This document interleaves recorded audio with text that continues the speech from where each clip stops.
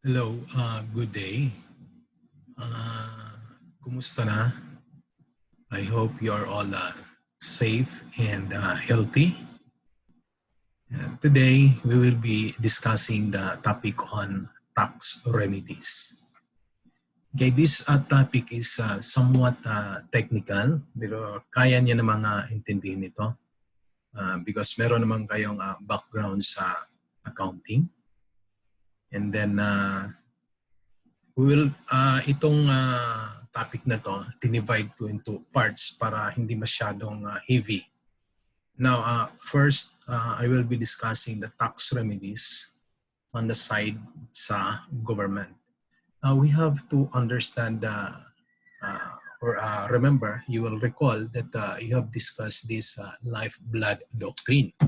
So under the lifeblood doctrine, tax is considered as the blood of the country or a state. Without tax, state cannot exist. That is why it's very important that tax will be paid by the taxpayer for the state to function properly. Okay? Pero sa ngayon, medyo na-delay yung pagbayad natin ng tax because of the pandemic. Now, there are actually two remedies we have to understand when it comes to government tax remedies. There are two aspects, assessment and collection. Now, what is this assessment? Assessment is actually the process of determining the tax liability of a taxpayer. In other words, ito lang yung proseso wherein yung BIR, which is siya namang office or bureau na naatasan magkolekta ng tax, i-assess niya, i-determine niya magkano ba talaga yung babayaran na tax ng taxpayer. But make no mistake, because we are following this self-assessment system of tax. Meaning to say, it will be the taxpayer who will assess or determine the tax due. Okay, kaya meron tayong discuss before, paano pag-compute ng donor's tax due, yung previous natin na topic. Okay, and then we have this file as you pay system. So ang taxpayer na mismo yung mag-file, and then pagka nag-file siya, magbabayad siya. Okay. But it does not mean na nasa taxpayer lang yung pagkukompute ng tamang tax. So hindi naman po pwede yon, kasi meron tayong tinatawag na control. Kasi pag hindi mo lalagyan ng control, there is this possibility na yung taxpayer babawasan, or the taxpayer will pay lower tax than what is correct. Okay. So we have this assessment na gagawin ng BIR. So i-determine ng BIR, tama ba yung tax na binayad niya? That is why you have learned in your tax 1, income taxation, that when it comes to corporation, kasi yung assessment usually, if you read the cases decided by the Supreme Court, it involves really most of the time issues involving big corporation. We all know that required na pagka nag-file ng income tax return yung corporation, they are required to attach in that financial return the audited, let's say inaudit ng CPA, independent CPA, yung financial records nila, financial statements na i-attach nila doon sa income tax return nila. So yun yung magiging basihan, one of the basis actually na gagamitin ng BIR to assess the correct amount of tax paid by the taxpayer.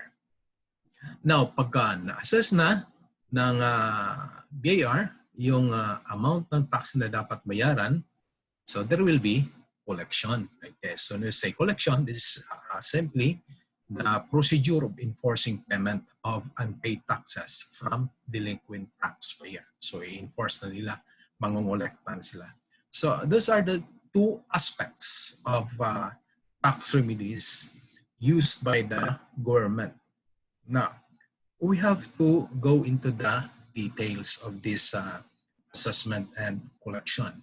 Remember, class, that one of the limitations on the power of taxation is this constitutional provision regarding the due process. So, ibig sabihin, due process clause of the Constitution is also applicable in tax situation. Meron tayong provision sa Constitution states that no life, liberty, or property will be taken without due process of law. So yung pera is considered as property. So kung kukunin ng state yung pera na yon, which is considered property, dapat i-follow niya yung due process. So that is why we have to go into the details of this remedies, assessment, and collection. We will begin with the term assessment. First, yung assessment, yung pagdedetermine ng amount to be paid, correct amount ng tax to be paid by the taxpayer. Hindi yon forever on the side sa BIR. Meaning to say, may limitation yung period as a general rule ng pag-assess ng BIR kung tama ba o hindi yung binayad na buwis ng taxpayer. Now, under Section 203 of the NIRC, it says that there is only 3 years. So, assessment must be done within 3 years after the last day prescribed by law for the filing of the return. So, ibig lang sabihin, merong 3 years period, 3 years ang BIR to determine if tama ba yung binayad na tax ng BIR base doon sa dokumento na sinuport ng or financial records na inattach doon sa income tax return. Or there are, you perhaps recall na merong discussion sa tax 1 about this tax informant, di ba? Yung tax informant, kung yung CPA usually yung nasa advantageous side nito. Kasi alam ng CPAs, mostly, kung tama ba yung binayad na tax ng kumpanya. Now, pag hindi tama yung binayad na tax sa kumpanya at saka nag-squill yung CPAs, pwede yon. Pwede magiging basihan yon ng assessment. Okay. So, yun yung tax informer. May reward yon actually. Okay. Now, again, under Section 203, there are only 3 years within which the BIR will assess the amount paid, whether it is correct or not. Sabi pa nga ng 203, no proceeding in court. Ibig sabihin, walang kasong pwedeng isampa without assessment for the collection of such taxes shall begin after the expiration of such period. In other words, pag lumampas na yung 3-year period, as a general rule, hindi na pwedeng sampahan ng kaso yung taxpayer na mali yung binayad. But that is a general rule. Later on, we will discuss the exceptions. Okay. Provided, sabi ng 203, that in case where a return is filed beyond the period prescribed by law, the 3-year period shall be counted from the day the return was filed. Ibig lang sabihin nito, may example tayo. Okay. Dalawa yung sitwasyon. Early filing and late filing. Unahin muna natin yung early filing. Assuming yung income tax return due siya under the law April 15, 2019 for taxable year 2018. This is for the taxable year 2018. Okay. So assuming income tax due on April 15, 2019. But napakabilis na mag-file at magbayad yung taxpayer. Halimbawa, nag-file siya at binayaran niyo yung corresponding tax on February 14, 2019. Ang due date, April 15, 2019, but binayaran niya ng maaga, February 14, 2019. Now, pag-usapan natin yung assessment period, 3 years daw. Sabi ng batas, dito sa isa, if a return is filed before the last day prescribed by law for the filing thereof, shall be considered as filed on such last day. So what is the implication of that? Pag early filing, February 14 siya nag-file at nagbayad, pero ang due date dapat April 15 pa. Ang counting ng 3-year period will start on April 15, 2019. Hindi dito sa February 14, 2019. Mag-start siya. Pursuant to 203 of NIRC. Mag-start siya sa last day of filing. So last day of filing is April 15. So mag-start yung 3 years prescriptive periods April 15, 2019 and it will end on April 15, 2022. 3 years. Okay. Halimbawa, nag-file, yung late filing naman tayo, nag-file, binayaran, instead of April 15, 2019, nag-file at nagbayad sa August 21, 2019. So, kailan ba yung magiging assessment period? Okay. Sabi ng batas, in case where a return is filed beyond the period prescribed by law, the 3-year period shall be counted from the day the return was filed. So, in other words, pag late filing, kung kailan nag-file yung taxpayer, doon din magsa-start yung prescriptive period na 3 years. So in this case, late filing, August 21 nag-file, August 21, 2019 instead of April 15, 2019. The assessment period will begin on August 21, 2019 and it will end also on August 21, 2022. Okay. Now, ito yung sinasabi kong one of the exceptions. Okay. In case of false or fraudulent return with intent to evade tax, meaning merong intensyon na mag-commit ng tax evasion. Remember class that that is invalid escapes of tax evasion. So merong penalty yun. Okay. Now, if there is this false or fraudulent return with intent of evade tax. Or, isang sitwasyon pa din, failure to file a return. Hindi talaga nag-file ng return. When we say return, it could be income tax return or donor's tax return or estate tax return. Okay. Now, kailan ba yung magiging assessment? 3 years pa din ba? Hindi. Sabi ng Section 222A of National Internal Revenue Code, the tax may be assessed. Okay, pwede daw i-determine ng BIR yung amount to be paid or a proceeding in court for the collection of such tax may be filed without assessment. So mas matindi. Pwedeng kasuhan kaagad yung taxpayer na yon even without prior assessment. Okay, kailan? So sabi ng Section 222, anytime within 10 years, sipin mo, within 10 years after the discovery of falsity or fraud or omission. Mas matindi ang mangyayari. If there is this false or fraudulent return with intent to evade tax or failure to file a return. Why? Ang counting ng prescriptive period will start from the day of discovery and it will last for 10 years.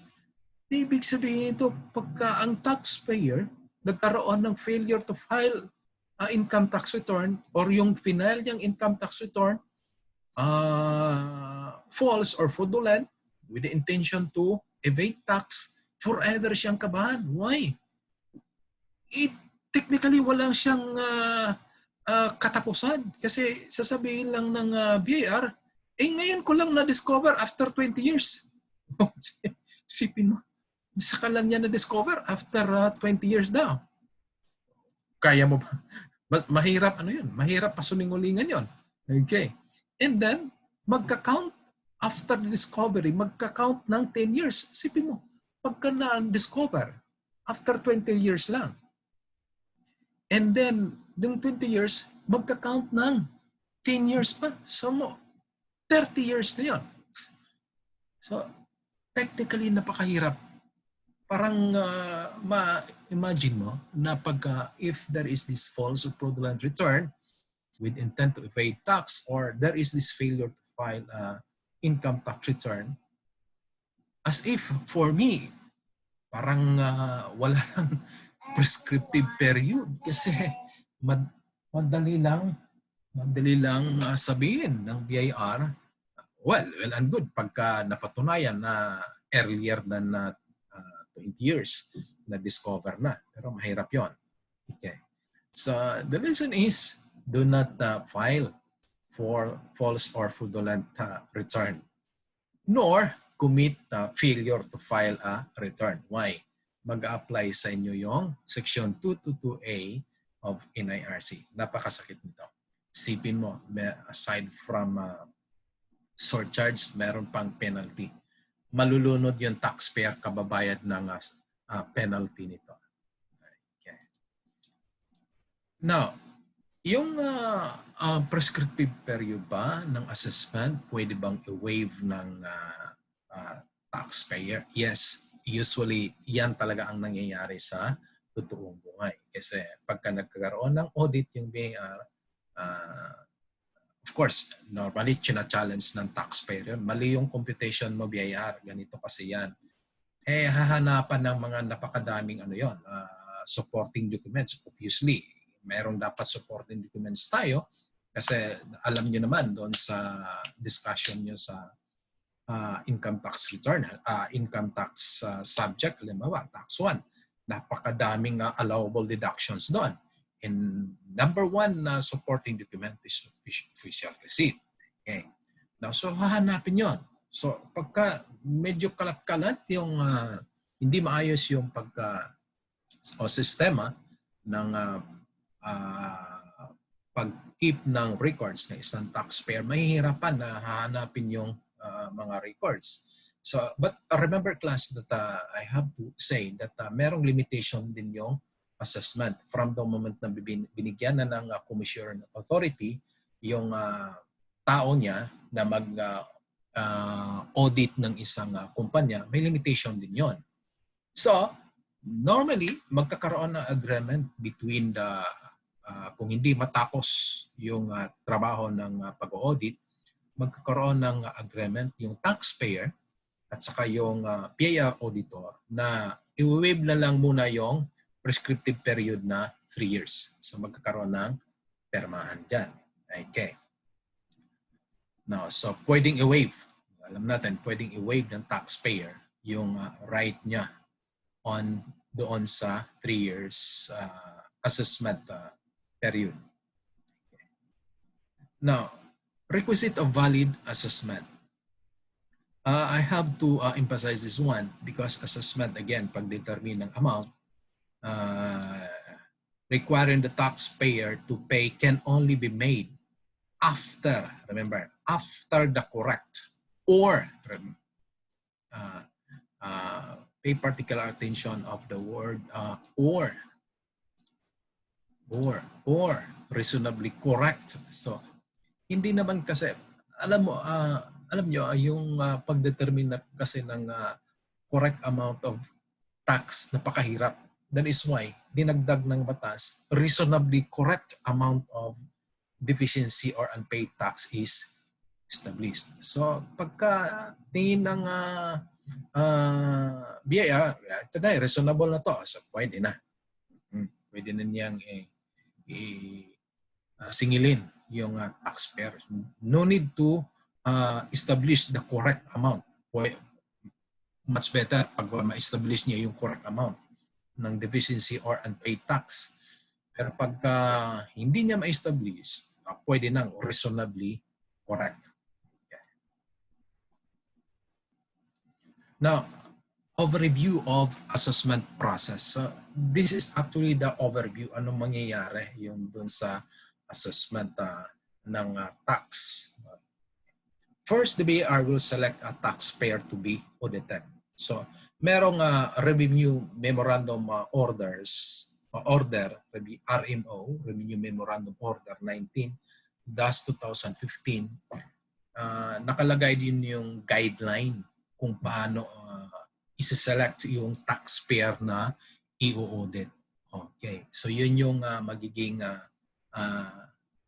guide ng BIR kung sino yung taxpayer na kailangan nilang i-audit. So mahabang ano 'yun, mahabang guidelines 'yun. So but i-upload ko naman, pwede niyo tingnan yung RMO na 'yun. But the thing is there is this guideline. So hindi po pwedeng ano lang ito mamimili na lang walang guideline ikaw parang huhula-hulaan na lang. Hindi. Merong guideline na susundan yung BIR. And then, second, this is very important, serving of letter of authority, LOA, to the taxpayer. Mamaya, i-discuss natin yung ano yung LOA na yan. So, there is this sending of, serving of letter of authority to the taxpayer. And then, audit na. Auditing the financial statements of the taxpayer. And then, ang kasunod niyan, pag na-establish na yung correct or yung sinasawag reasonably correct amount of tax, pwede nang i-assess. Magkakaroon na ng amount. Okay. Now, let's go into the details of this assessment procedure. Now, if you will read the cases involving tax class, most of the cases actually naglalaro dito sa sa technical aspect dito sa assessment ng tax. Dito napakadaming kaso dito sa area ng assessment of tax. So this is very technical kasi merong hindi naman technical masyado. Merong mga periods kasi which kailangan mong sundan. Okay. Depende doon sa sitwasyon. Now, the first thing that we have to consider is this pre-assessment notice. What is this pre-assessment notice or preliminary assessment notice? If the commissioner or his duly authorized representative, as the case may be, determine that there exists sufficient basis to assess the taxpayer for any deficiency tax or taxes, preliminary assessment notice will be issued to the concerned taxpayer for the proposed assessment. Okay. Now, meron akong i-upload na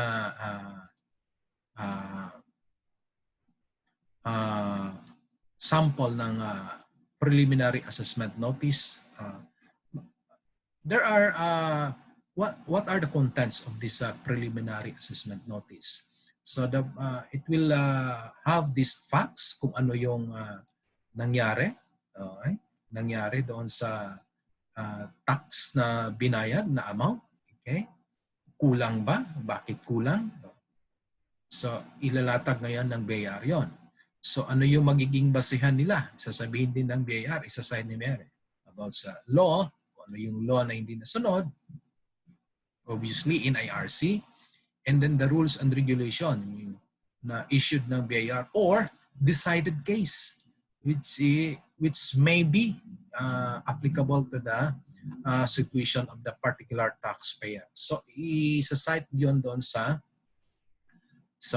preliminary assessment notice. So makikita doon sa sa taas, so naka-address doon sa kung ano yung korporasyon na yon, kung saan pangalan, ng address, yung TIN number, and then nakalagay doon kung ano yung income tax return na nakalagay doon sa ITR niya, ang amount doon. Then may discrepancy, ilalatak nila ngayon kung ano, paano nagkaroon ng discrepancy. And then, magkakaroon ng obviously yung, as I said, basihan. Ba't nagkakaroon ng amount na yon? Bakit na discrepancy yon? Okay? Bakit hindi tama yon? And then, ilalagay din nila. Meron ding surcharge. Surcharge. And then, yung basahan, yung batas na nagiging base nila doon sa findings nila, ilalatag din. Okay. So, yun yung pre-assessment notice. Now, pag natanggap itong pre-assessment notice ng taxpayer, dapat mag-respond yung taxpayer within 15 days from the date of receipt of the pre-assessment notice. Okay. Pag hindi, ito yung matindi, pag hindi siya nag-action, okay, pinabayaan lang niya. Yung assessment na yun, pag sinabi na, meron kang babayaran dapat 50 million pesos. Pinabayaan lang niya. Okay. Hindi niya sinagot. Okay. Under Revenue Regulation 18-2013, if there will be no response of the PAN, it shall be considered in default, in which case a formal letter of demand and final assessment notice shall be issued calling for the payment of the taxpayer deficiency tax liability, inclusive of the applicable penalties. In other words, kung ano yung nakalagay doon sa pre-assessment notice, halimbawa, nilatag nila doon kung ano yung basihan nila, ano yung amount na kinoconsider nila, and then yung supporting law, revenue regulation, or jurisprudence na naging pang-support nila doon sa findings nila, and then finally yung amount to be paid. Hindi sinagot halimbawa ng taxpayer, it will become final. Okay. Pag nagiging final yon, padadalhan na ng formal letter of demand kasi meron ng magiging final assessment na yung amount na doon. So final assessment notice. So maniningil na yung BIR kaagad, inclusive of the applicable penalties. So that's the very important thing that to be considered after receiving the pre-assessment notice by the taxpayer. Dapat umaksyon kaagad. Merong limited period within 15 days from the date of receipt of the PAN. Okay. Now, what is this final assessment notice and formal letter of demand? So, pag nagiging final na kasi yung assessment, bawa hindi dispute, hindi challenge ng taxpayer yung assessment ng BIR, hindi sinagot, magiging final yun. So, maniningil na ngayon, technically yan lang ibig sabihin ng final assessment notice and formal letter of demand. Singilin na ng BIR yung taxpayer doon sa amount na nakalagay doon sa pre-assessment notice. But then again, this final assessment notice and formal letter of demand will still state the facts, okay, kung ano nangyari, in the law, rules and regulation, jurisprudence na nagiging basihan doon sa pagpadala nila ng final assessment notice and formal letter of demand. Okay. So kung walang nakalagay na mga details na ito, the assessment will be void. That is under Revenue Regulation 18-2013. Okay. Now, pag natanggap na ng taxpayer yung formal letter of demand and final assessment notice, meron pa ba remedy? Yes, merong remedy. The taxpayer may protest administratively against the final letter of demand and final assessment notice within 30 days from the date of receipt. So, merong na 30 days mula nang matanggap ng taxpayer yung formal letter of demand and final assessment notice to file this administrative protest. When you say administrative protest, hindi magpa-file doon sa korte. Doon lang muna sa level ng BIR. Okay, doon lang muna sa level ng BIR. So there are two kinds as per Revenue Regulation 18/2013. There are two options: request for reconsideration or request for reinvestigation. Ano bang kaibahan itong dalawa? Request for reconsideration on request for reinvestigation. So dalawa yung klase ng administrative protest, ha? Request for reconsideration and request for reinvestigation. So we will say request for reconsideration. It simply means parang motion for reconsideration lang na ipafile natin sa korte. Ipapa-evaluate mo yung existing records na available doon sa BIR. So, ito kasi itong part na ito hindi nyo na-consider sa computation. Halimbawa, nandito naman sa records. Okay. Hindi na-consider, nakaligtaan nyo. Pwede yan. Okay. So, yung pagka sinabing request for reconsideration, ang re-evaluate lang yung existing records. Walang additional evidence that will be entertained.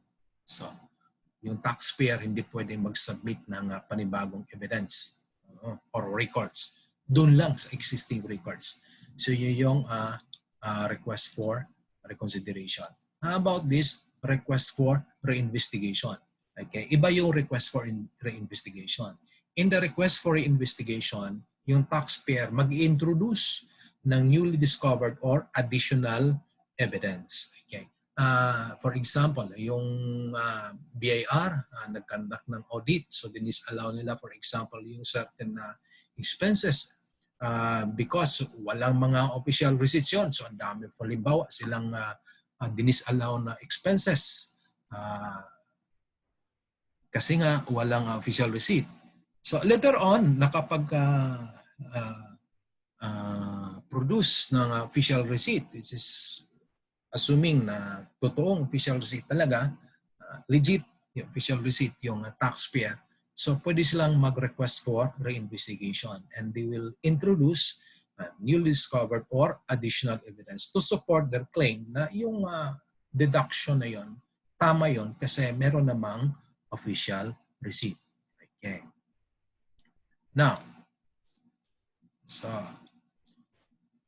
pagka request for reinvestigation, since there will be submission of additional document, the taxpayer will be given 60 days from the date of filing of his letter of protest within which to submit the relevant supporting documents. Okay, so ibig sabihin pag nagkaroon ng request for investigation, bibigyan yung taxpayer ng 60 days para isubmit yung mga yung official receipt na binanggit natin kanina to support their claims, for example, of the deduction. Okay. Pag hindi na isubmit yung supporting documents within this 30 days, the assessment shall become final. Pag naging final yon, so again, babalik na naman doon sa estado na yung BIR magpapadala ng final assessment notice, final letter of demand. Okay. Kolektahin na yung tax due or deficiency tax. Now, dalawang magiging posibleng mangyari doon sa protest. Aaksyonan or hindi aaksyonan. Okay. So, tingnan muna natin. Yung if the protest is not acted upon. So, wala. Yung BIR walang ginawa. So, anong gagawin ng taxpayer? Maghihintay na lang ba? Ano magiging remedy niya? Okay. So, if the protest is not acted upon by the commissioner's duly authorized representative within, so merong period, within 180 days counted from the date of filing on the protest in case of a request for reconsideration. Okay. or from the date of submission of the taxpayer of the required documents within 60 days from the date of filing of protest in case of a request for investigation. Dalawa kasi ang posible. Request for reconsideration or request for reinvestigation. Pagka request for reconsideration, 180 days counted from the date of filing of the protest. But if in case of request for reinvestigation, the counting will be from the date of submission of the taxpayer of the required documents within 60 days from the date of filing. Okay. So dalawa ang option in case walang action yung commissioner's duly authorized representative. One, appeal to the CTA, CTA Court of Tax Appeals, okay, within 30 days after the expiration of 180-day period, or await the final decision of the commissioner's duly authorized representative on the disputed assessment. So dalawa. Kaagad, dalawang option. Kaagad, magpa-file ng appeal doon sa CTA, Court of Tax Appeals, or maghintay doon sa decision ng commissioner. But I tell you class, ang lawyer, hindi talaga naghihintay, hindi nila inihintay yung decision ng commissioner. Normally, wala pa akong nakita lawyer, hinihintay niya yung decision ng commissioner. Normally, he will directly appeal to the CTA within 30 days from after the expiration of 180-day period. Okay. Now, pagka ang protest denied, so ito naman nagkaroon ng action, but denied yung protest. Anong magiging remedy ng taxpayer? Okay. One, the remedy is that appeal to the Court of Tax Appeals.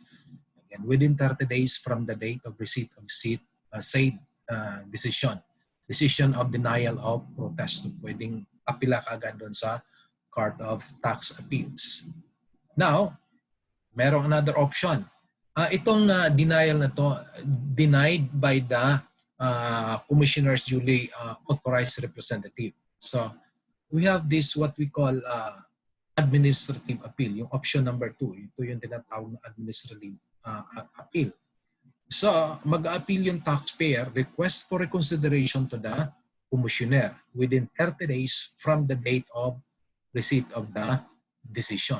So, yung denial ng protest, pwedeng i-elevate sa Court of Tax Appeals or pwedeng i-elevate ng taxpayer doon lang pa rin sa PAR level. But doon na sa commissioner, yun tinatawag nating administrative appeal. But take note class, dito sa administrative appeal, only one request will be entertained. Request for reconsideration. Yung request for reinvestigation will not be allowed. Hindi allowed. Why? Magkakaroon ulit ng reinvestigation. Sinong i-delegate ng commissioner? Yun pa rin yung tao niya. So parang wala nang katapusan. So reconsideration lang. When say reconsideration, kung ano yung mga na-submit na dokumento, yun lang yung magiging basihan ng decision ng commissioner. Okay. So yun yung remedies in case protest is denied. So dalawa, pwedeng directly appeal to the Court of Tax Appeal or resort to administrative appeal, elevate the case to the commissioner through request for reconsideration. Okay. Now, ano mangyayari pag nandun na, nagkaroon na ng administrative appeal, nandun na sa level ng commissioner? Dalawa ang mangyayari. Pwedeng action ng commissioner, pwedeng hindi. Okay, pag-usapan muna natin. Inaksyonan nga ng commissioner yung appeal. Dito muna tayo sa hindi inaksyonan ng commissioner yung appeal. Wala lang siya ginawa. Anong magiging remedy ng taxpayer? Sabi ng Revenue Regulation 18-2013, if the protest or administrative appeal is not acted upon by the commissioner within 180 days, counted from the date of filing of the protest, the taxpayer may either, so dalawang option, appeal to the CTA within 30 days from after the expiration of the 180-day period. Okay.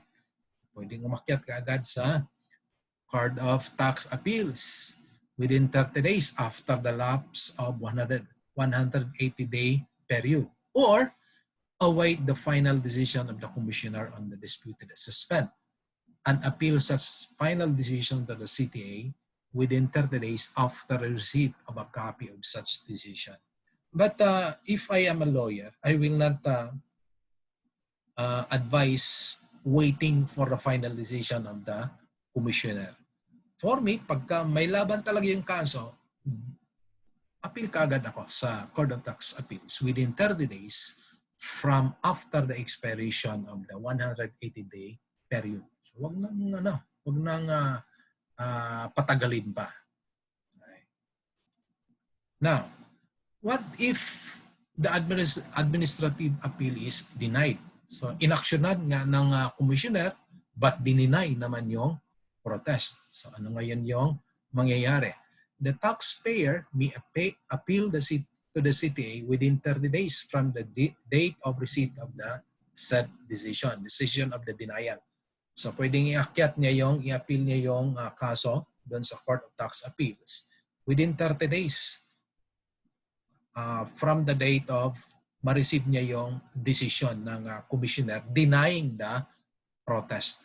Okay. Otherwise, the assessment shall become final, executory, and demandable. So, pagka nag-lapse yung 30 days, hindi inakyat ng taxpayer yung kaso niya after receiving the denial coming from the commissioner, ang assessment will become final, executory, and demandable. Again, pag nagiging final, executory, and demandable yan, magkakaroon na naman ng issuance ng letter of demand. Okay. Now, a motion for reconsideration of the commissioner's denial, protest, or administrative appeal, as the case may be, shall not hold the 30-day period to appeal to the CTA. Meaning to say, pag nag-file yung taxpayer ng motion consideration dun sa commissioner, hindi yun ika-count yung pag-file noon dun sa 30-day period within which the taxpayer will elevate the case to the CTA. Okay. So, shall not toll. Ibig sabihin, hindi magsa-stop yung 30-day period na pag-elevate ng case doon sa CTA. So, ibig sabihin nito, pag nakatanggap ng decision coming from the commissioner denying the protest, immediately file kagad doon sa CTA ng appeal. Okay. So, huwag nang patagalin pa. Okay. Now, procedure in the issuance of deficient tax assessment, final decision, and undisputed assessment. So, if nagkaroon na ng final decision doon sa disputed assessment, nagkaroon na ng audit, nagkakaroon na ng presentation ng financial records, tinignan na lahat, nagkakaroon na ng pag-uusap yung taxpayer at saka BIR kung tama ba yun or hindi, yung computation. So there will be a decision on the part of the BIR. Hindi po pwedeng yung BIR patagalin niya yung pag-assess. Hindi po pwede. Remember the lifeblood doctrine, kailangan talaga ng government yung payment ng taxpayer. So, magde-decide yung BIR, magkano yung babayaran. Okay. So, this final decision on disputed tax assessment still requires that yung facts dapat nakalatag, malinaw, and then the applicable law supporting the findings will be stated, law, rules, and regulation, or decision of the Supreme Court, which will support the final decision on disputed assessment must be stated. Otherwise, pag wala itong mga elements na to, the decision shall be void. Okay. Now, I have to emphasize that the details in the audit, I'm referring to, hindi to audit ng auditing firm, yung accounting firm. I'm referring to the audit of the BIR. Meron ding audit team yung BIR. So, first we have to understand that there is this release of letter of authority or LOA. Okay. Ano ba yung importance ng LOA? In Section 6 of the National Internal Revenue Code, there is this provision that yung commissioner kasi sa dami ng BIR, hindi niya kaya siyang gagawa lahat ng pag-assess ng tax, okay, kung erroneous ba yan o hindi. So mayroong mga tauhan yan. So mag-authorize siya ng representative to examine the records of the taxpayer. So this is the importance of LOA. Magbibigay siya ng letter of authority doon sa authorized representative niya. Parang binigyan ng power yung tauhan niya to conduct this audit. Okay. Now, there is this case of Medicard Philippines versus CAR, Commissioner of Internal Revenue, decided way back 2017. Okay. So in this case, the Supreme Court said that in the absence of such an authority, the assessment or examination is a nullity. So it's very important yung sa audit yung letter of authority. So kasi pag walang letter of authority given by the commissioner to the representative, invalid yung audit. Pag invalid yung audit, invalid din yung assessment. Okay, so it's very important. So kailangan yung letter of authority. And then, yung letter of authority is serve yun doon sa taxpayer. And then, yung preliminary assessment notice, yung discuss natin kanina. And then, magkakandak sila ng audit. So, doon, papakita yung mga financial records, itinong nila. And then, yung napag-usapan natin kanina, pwede magkakaroon ng technical doon, maglalaban sila, magkakaroon ng request for, pag nagkaroon ng findings yung BIR, pwede mag-request for reconsideration or reinvestigation. Okay. Na pag na-settle na lahat yun, yung magkakaroon ng report ng audit result. So, sa i-report doon sa higher officer doon sa BIR, mag-report yung mga nag-audit doon sa kumpanya. Okay. Now, what is this jeopardy assessment? Now, as I've said, class, the BIR cannot really wait, cannot afford to wait the taxpayer to produce the needed documents for them to determine the correct or reasonably correct amount of deficiency tax. Bibigyan naman ng enough time yung taxpayer to comply or to produce the supporting documents. Now, hindi po pwede na yung taxpayer, i-delay niya yun. So, hindi po pwede, ano na lang yan, next year na lang. Hindi. Kasi pag ginawa ng taxpayer yun, there might be jeopardy assessment. So what is this jeopardy assessment? Jeopardy assessment is simply an assessment without the benefit or of the complete or partial audit. So wala itong, remember class, as I've said before, bago magkakaroon ng assessment, dapat merong audit muna. Magkakaroon ng audit, titingnan yung records. Now, pag hindi nag-comply yung taxpayer, pwedeng i-diretso ng BIR na mag-issue ng jeopardy assessment. Okay, so magiging final na agad yung amount na yun. Why?